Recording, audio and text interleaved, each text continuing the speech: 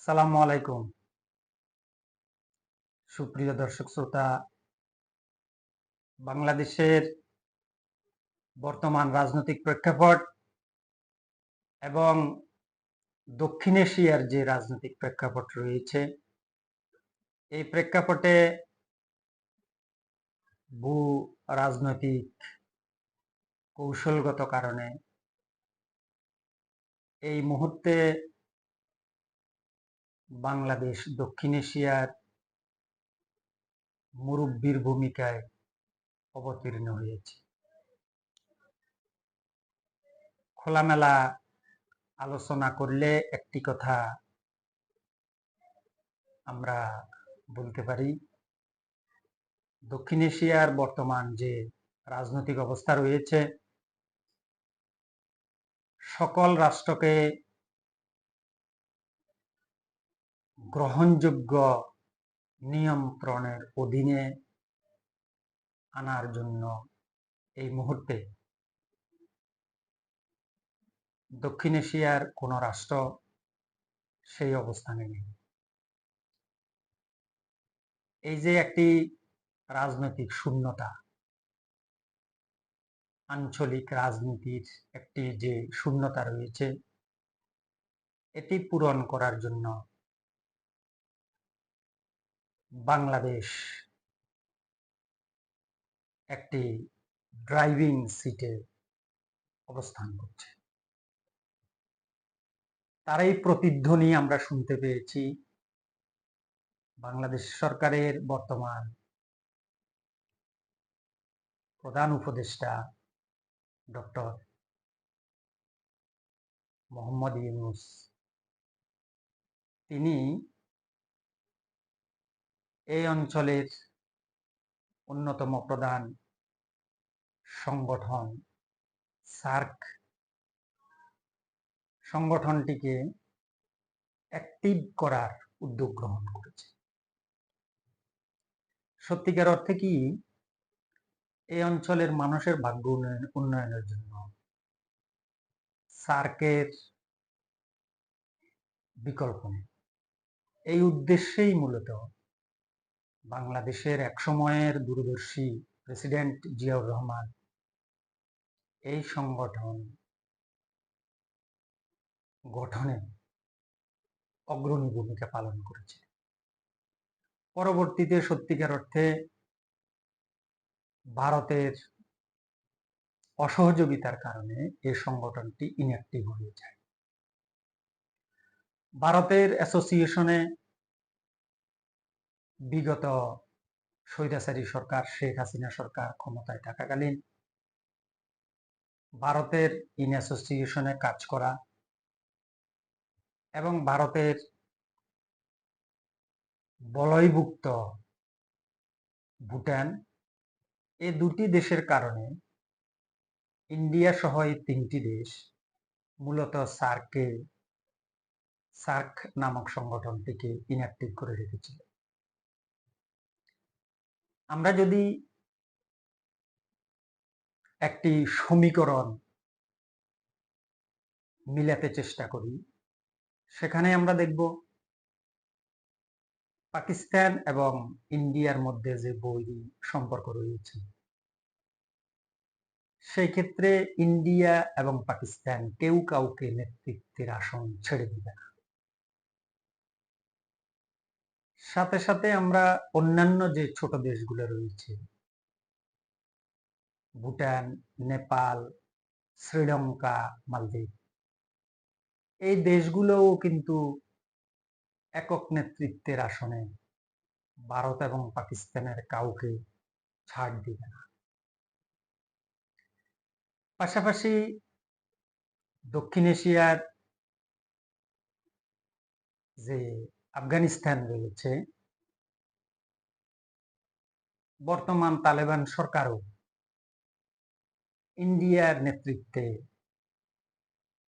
কোনো জোটে অংশগ্রহণ করবে না।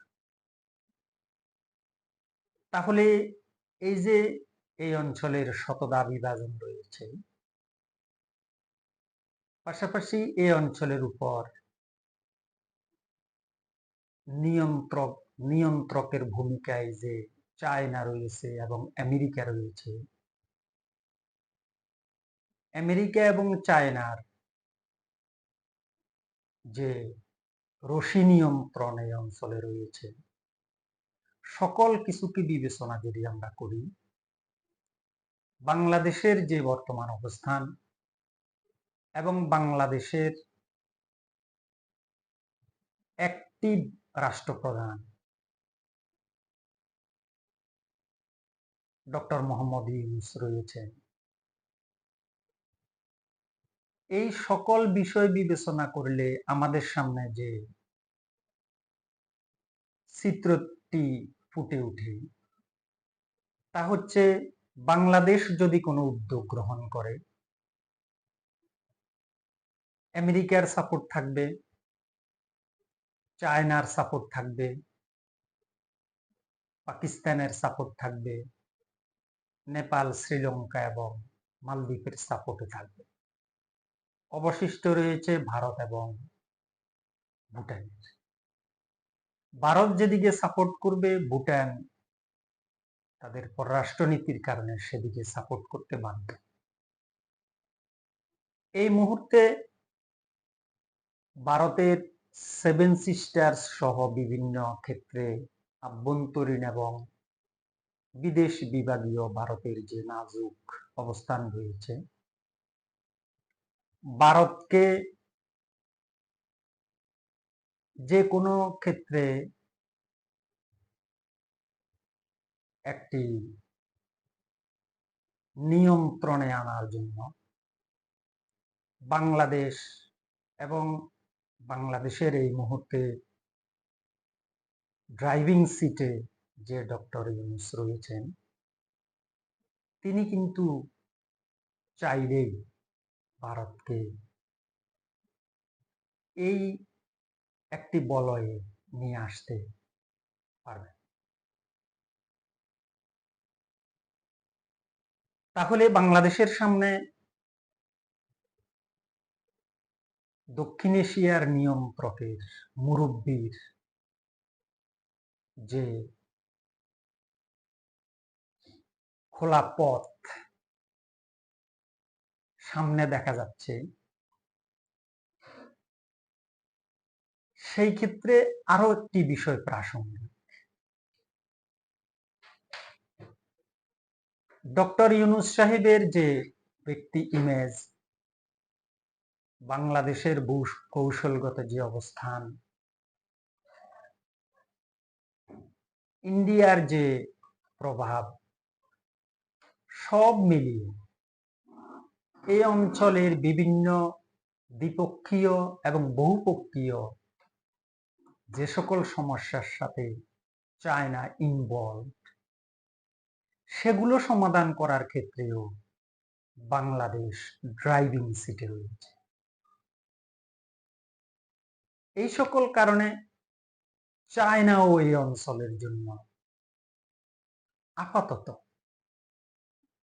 বাংলাদেশের মুরব্বিয়ানা স্বীকার করতে অনেকাংশে বাধ্য। কারণ চায়না এই মুহূর্তে বাংলাদেশকে নিয়ে দক্ষিণ এশিয়া এবং তার সংলগ্ন বঙ্গোপসাগরে বিভিন্ন খেলা খেলতে পারে, সেই সুযোগ চায়নার সামনে তৈরি হয়েছে। তবে বাংলাদেশকে সাথে নিয়ে খেলতে হবে চায়নাকে।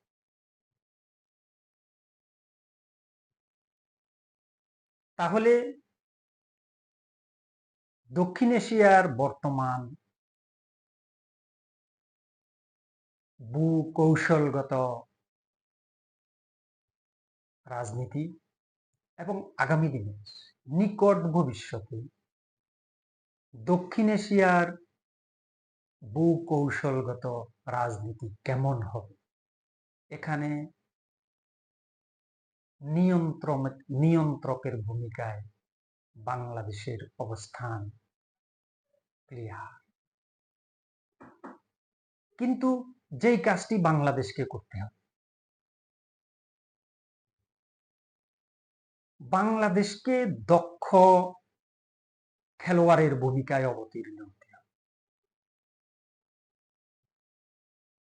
অন্যান্য রাষ্ট্রের দ্বিপক্ষীয় এবং বহুপক্ষীয়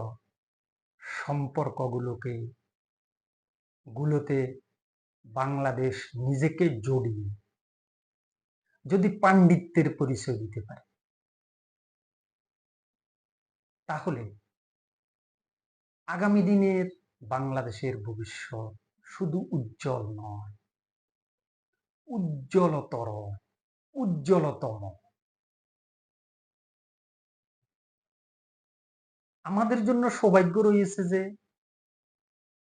বাংলাদেশ দক্ষিণ এশিয়ায় একটি পাকা খেলোয়াড় হিসেবে আবির্ভূত হওয়ার জন্য যে ধরনের নেতৃত্বের প্রয়োজন, সে ধরনের একটি বিরল নেতৃত্ব আমরা পেয়েছি ডক্টর মোহাম্মদ ইউনূস। এখন ডক্টর মোহাম্মদ ইউনূস দেশের সকল মানুষের সাপোর্ট যদি দক্ষতার সাথে নিয়ে নিতে পারেন, দেশকে যদি সুন্দরভাবে পরিচালনা করতে পারেন, তাহলেই কেবল দক্ষিণ এশিয়ায় সর্বজন গ্রাহ্য একজন মুরব্বীর ভূমিকায় বাংলাদেশ এবং ডক্টর ইউনূস আবির্ভূত হতে পারে।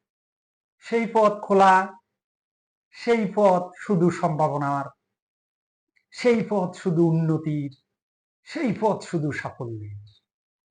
সকলের শুভ বুদ্ধির উদয় হোক। আসসালামু আলাইকুম।